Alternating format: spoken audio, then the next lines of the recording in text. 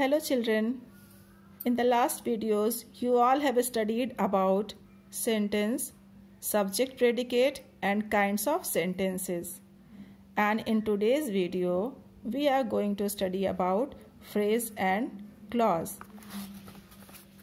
Firstly you have to know what is phrase. For this, phrase is a group of words without subject-verb combination. It gives sense but not complete sense. See the examples. Near the post office, under the tree, in the corner, behind the tree. You can see these four examples do not carry any subject-verb combination and giving sense but not complete sense. Now you have to know types of phrases. Students, mainly there are three types of phrases. Noun phrase. Noun phrase acts as a noun in a phrase. Example, my two wonderful dogs, the tallest building in the world. This is noun phrase. Second, adjective phrase. Adjective phrase acts as an adjective in a phrase. Example, afraid of the dark, very beautiful. Third is adverb phrase. Adverb phrase acts as an adverb in a phrase. See the examples, really fast, much quicker. This is the example of adverb phrase. The next you have to study clause. Clause is a group of words and part of a sentence which is having a subject and finite verb. Again just see. Clause is a group of words and part of a sentence which is having a subject and finite verb. This will be clear more when you study through the examples. See the first example. I shouted and he ran up. You can see two clauses are here. I shouted, first clause. He ran up, second clause. This is known as clause because I subject, shouted, finite verb. He subject, ran, finite verb. Both the clauses are connected with using conjunction and. Now, so this is a longer sentence. Second example, I called her, but she gave no answer. Here also two clause you can see. I called her, clause 1. She gave me no answer, second clause. Third, he is rich, but he is miser. He is rich, first clause. He is miser, second clause. You can see subject, verb, subject, verb. Fourth example, govern your passion or they will govern you. Govern your passion or they will govern you. Here also, this sentence also combination of two clauses.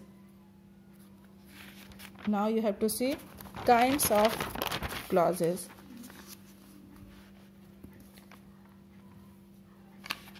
See kinds of clause. First is main clause. Main clause is known also as principal clause or independent clause. See through the examples. This is the pen which I like. This is the pen which I like. This is the pen is known as main clause and which I like is dependent clause. Second, Sunday is the day when I am least busy. Sunday is the day is independent clause or main clause or principal clause because it does not need any help. Without taking any help, it is able to complete its meaning. The clause which completes the meaning by itself is known as main clause or independent clause. Second is subordinate or dependent clause. Firstly, just see the examples. I do it because I like it. I hoped that was true. See the students, the clause which is underlined, this is dependent or subordinate clause, because this can complete its meaning only when it take the help of first clause. Okay, so this is known as dependent or subordinate clause. In the second also, that was true. Its meaning will be complete only when it take the help of I hoped. The clause which completes its meaning with the help of main clause is known as subordinate clause. Third is coordinate clause. See the examples. The fact is true and I can prove it. God made the country and the man made the town. Students, here also you can see combination of two clauses. This sentence also having two clauses, but both the clause is independent clause. Both the clause are independent clause. They are known as coordinate clause because both are complete its meaning by itself. The clauses which are equal in rank or order, means if the clauses are in equal importance, they are known as coordinate clause. Kinds of subordinate clause. Students, the subordinate clause having three kinds. There are three kinds of subordinate clause. First is noun clause. The clause which acts as a noun is known as noun clause. Example, he says that he would buy a house. Second, I know which pen you want. Third, do you know if the banks are open? I don't follow what you say. You can see the underlined clause. These underlined clauses are noun clauses because they are giving focus on noun, working here as a noun. When there is no noun used before the connector, then the clause will be noun clause. Adjective clause. The clause which acts as an adjective is an adjective clause. Adjective clauses are those which acts as an adjective in a clause. See the examples. This is the house that Jack built.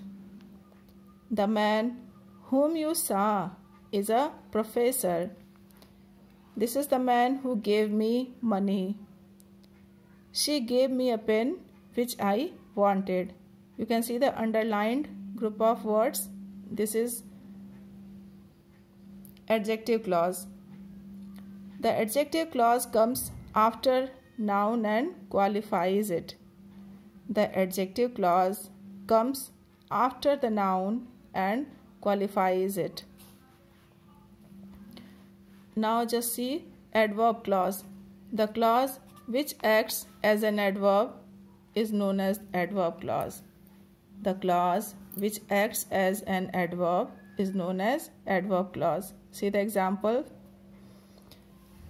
They stood up when you left the room.